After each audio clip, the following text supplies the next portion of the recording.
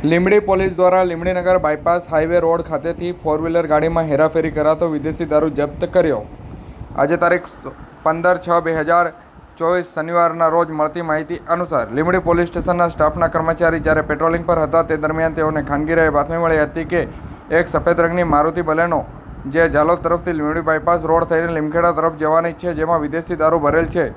જે બાતમીના આધારે પોલીસ દ્વારા બાતમી દર્શાવેલ સ્થળ ઉપર વોચ ગોઠવવામાં આવી હતી, જેમાં માછર નદીનો પુલ પસાર કરતી વખતે એક બલેનો જેવી ગાડી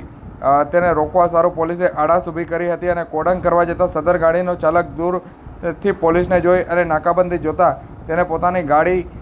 ત્યાં મૂકી અને ભાગવા લાગેલ હતો, જેમાં જે વ્યક્તિ છે ગાડીનો ચાલક છે તે પોતે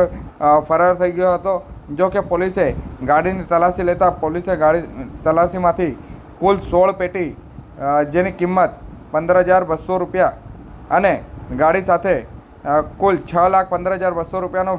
વિદેશ મુદ્દામાલ જપ્ત કર્યો હતો, તેમજ ફરાર આરોપી વિરુદ્ધ સવારે 4:15 ગુનો નોંધી કાયદેસરની કાર્યવાહી હાથ ધરી છે।